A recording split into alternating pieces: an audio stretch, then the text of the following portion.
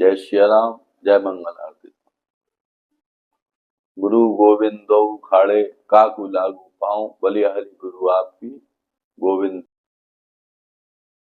यह दोहा अपने आप में हर सवाल का जवाब है। हर माता पिता अपने संतान के जीवन को लेकर चिंतित रहते हैं और यह दोहा भी सभी लोग प्राय जानते हैं, सभी ने बचपन से पढ़ा है। कबीरदास जी का यह दोहा बहुत ही प्रचलित है। हम सभी जानते हैं कि जीवन में जब गुरु आ जाता है, गुरु के हाथ में हमने अपने संतान का हाथ पकड़ा दिया, फिर हमको चिंता करने की आवश्यकता नहीं। हम रामायण रोजाना पढ़ते, रामायण में हमने टेलीविजन के माध्यम से पूरी रामायण को देखा भी है कि राम जी के जीवन में जब गुरु आए तो राम से राम मर्यादा पुरुषोत्तम राम हो गए। कृष्ण के भगवान के जब जीवन में गुरु आए तो कृष्ण से वे द्वारकाधीश हो गए, महान योगी हो गए। ये सारी हमारे ग्रंथ, एक एक ग्रंथ यह बता रहे हैं। इसके बाद भी हम चिंता करते हैं तो हम निश्चित ही इस बात पर विचार करें कि हमको चिंता न करके और अपनी संतान का हाथ गुरु के हाथ में पकड़ा देना है।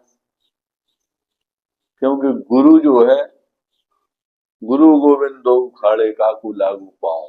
गुरु और भगवान दोनों खड़े हैं, पहले में किसके पैर छू? तो बलिहारी गुरु आपकी गोविंद। गुरु के माध्यम से गोविंद की प्राप्ति होती है, भगवान की प्राप्ति होती है। और जब गुरु भगवान से मिला सकता है तो ये संसार की छोटी मोटी शिक्षाएं नहीं दे सकता क्या? जब सबसे बड़ी शक्ति से मिलाने का काम गुरु कर सकता है, परमात्मा से मिलाने का काम गुरु कर सकता है, तो ये जिस किताब को, जिस गणित को, जिस अंग्रेजी को आप या जो संस्कृत को पढ़ाना चाह रहे हो, तो क्या ये जीवन में नहीं उतार पाएगा वो?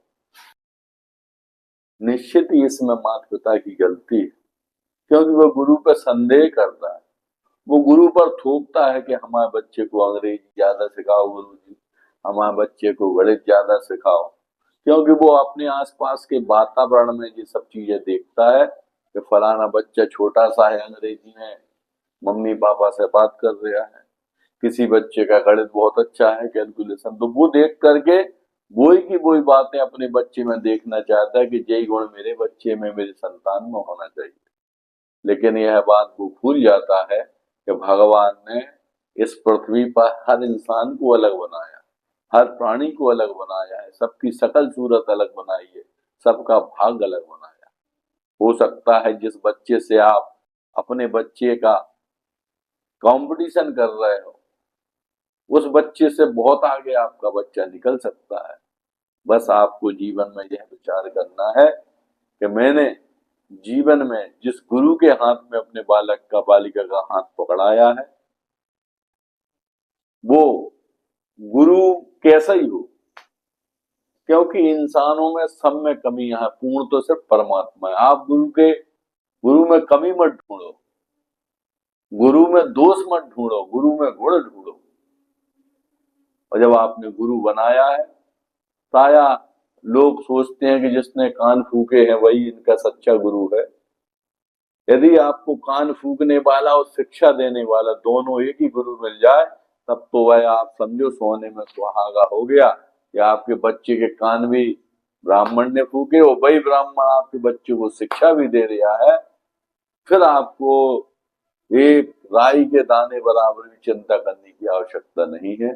आपने सोचा नहीं होगा, यदि आपने वास्तव में गुरु को पूरा अधिकार दे करके उसके हाथ में अपने बालक का, बालिका का हाथ पकड़ाया है, तो आप कुछ 2-4 साल चुप होकर के तो देखो, निश्चित ही आपने सोचा नहीं होगा उस पद की प्राप्ति आपकी संतान को होगी।